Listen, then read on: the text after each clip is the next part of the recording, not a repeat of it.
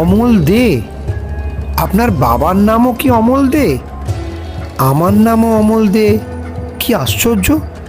ঠিক আছে, এবার আসি। যাবেন মানে? নিজের কবরটা নিজেই তো তৈরি করেছেন। এবার ভেতরে ঢুকে শুয়ে পড়ুন। আপনাকে মাটি চাপা দিয়ে আমরা চলে যাব। কি বলছেন? পাগলের পাল্লায় পড়লাম নাকি রে বাবা? আমাকে ভয় দেখিয়ে লাভ নেই। আমার টাকা দিয়ে দিন, আমি চলে যাই। তাহলে দেখ আমি কে। আমরা অনেক আগেই মরে ভূত হয়ে গেছি। এই শুনছো? তাড়াতাড়ি উঠে পড়ো, লোকটি ভীষণ পাজি। এবার দেখ ওরে বাবা রে, ভূত! অমল শহরে সাইকেল ভ্যান চালায়। একটা চালের বস্তা নামিয়ে দিলে আজকের মতো কাজ শেষ। রাতও অনেক হয়েছে। দোকানদার অমলের জন্য অপেক্ষায় ছিল। নিন বাবু, আপনার চালের বস্তা।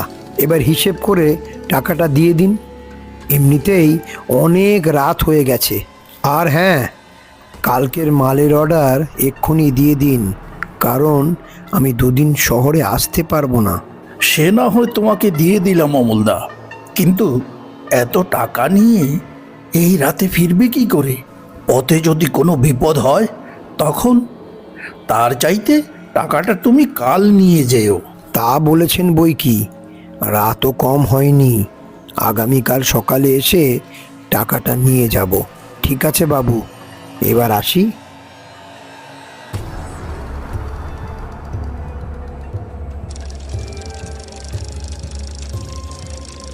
রাস্তায় বাতিগুলো আধো আলোয় ঝিমোচ্ছে।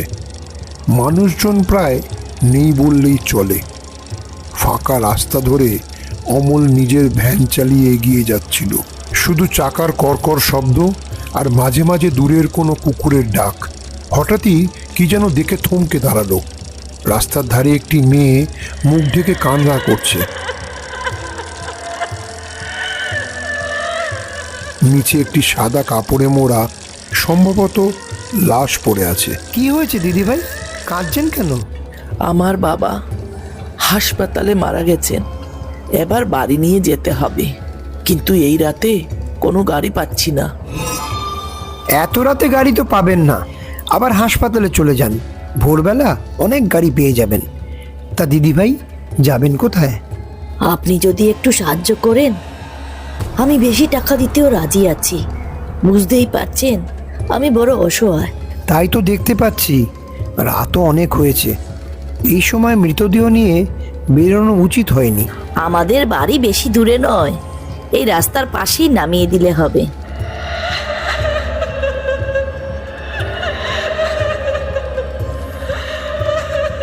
ঠিক আছে ঠিক আছে, আমি নিয়ে যাব। দয়া করে আপনি আর কাঁদবেন না। অমল দেহটি তুলে নিয়ে চলতে লাগলো।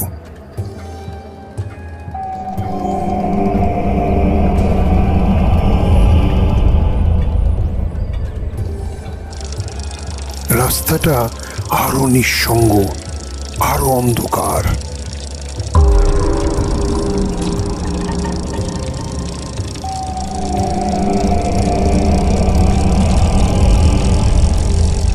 আর কত দূর? অনেকটা পথ চলে এলাম। কেন জানি আমার খুব ভয় লাগছে। এই নির্জন পথে আমি কোনোদিন আগে আসিনি। আপনি পুরুষ মানুষ, এত ভয় পেলে চলবে? আর বেশি দূরে নয়, এই তো চলেই এসছি।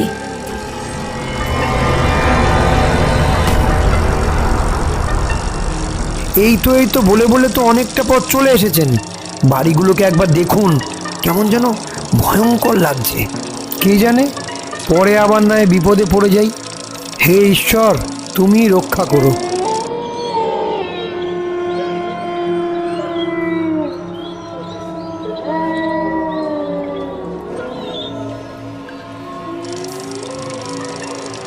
অনিচ্ছা সত্ত্বেও অমল ভ্যান চালিয়ে অন্ধকারে এগিয়ে চলল। হঠাৎ একটি কবরস্থানের সামনে এসে দাঁড়িয়ে পড়ে। চারিদিক কেমন যেন থমথমে।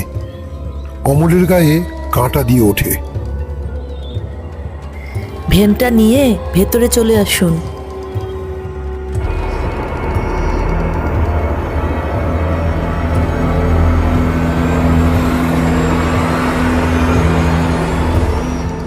দেখুন, এসব কাজ আমি জীবনে কোনোদিন করিনি। আপনি বললেন এগিয়ে দিতে, আমি নিয়ে এলাম। দেখুন, আমি মেয়ে মানুষ, তাই আপনাকে বলছি গর্তটা করে দিতে। বাবার কবরটা হয়ে গেলে আপনি চলে যাবেন। আগে তো আপনি এই কথা বলেননি। না, এই কাজটা কিন্তু আপনি ঠিক করেননি। আগে জানলে আমি এই মুখী হতাম না। এসেই যখন পড়েছেন, কাজটা করেই দিন না।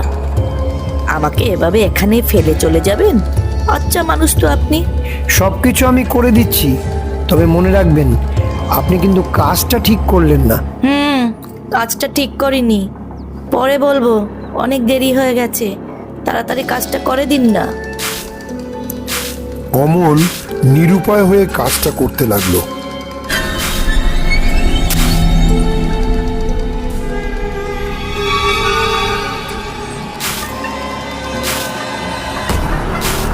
কি করছেন মশাই?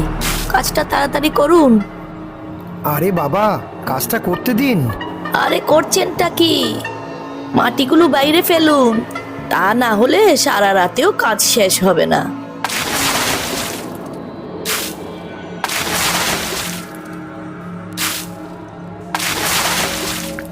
অমলের কেন যেন মনে হলো এখানে আসাটা ও ঠিক হয়নি। এই তো হয়ে গেছে। বাহ, খুব সুন্দর করলেন। এবার দূরের ওই সাইনবোর্ডটা নিয়ে এসে এখানে পুঁতে দিন।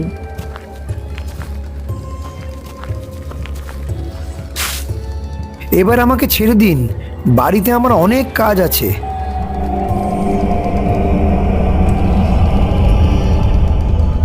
সাইনবোর্ডটা একবার পরে দেখুন না, কার নামটি লেখা আছে।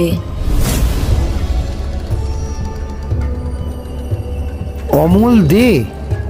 আপনার বাবার নামও কি অমল দে? আমার নামও অমল দে। কি আশ্চর্য! ঠিক আছে, এবার আসি। যাবেন মানে? নিজের কবরটা নিজেই তো তৈরি করেছেন। এবার ভেতরে ঢুকে শুয়ে পড়ুন। আপনাকে মাটি চাপা দিয়ে আমরা চলে যাব। কি বলছেন? পাগলের পাল্লায় বললাম না কি রে বাবা? আমাকে ভয় দেখিয়ে লাভ নেই। আমার টাকা দিয়ে দিন, আমি চলে যাই। তাহলে দেখ আমি কে। আমরা অনেক আগেই মরে ভূত হয়ে গেছি। এই শুনছো? তাড়াতাড়ি উঠে পড়ো, লোকটি ভীষণ পাজি। এবার দেখ ওরে বাবা রে, ভূত! পালিয়ে যাবি কোথায়?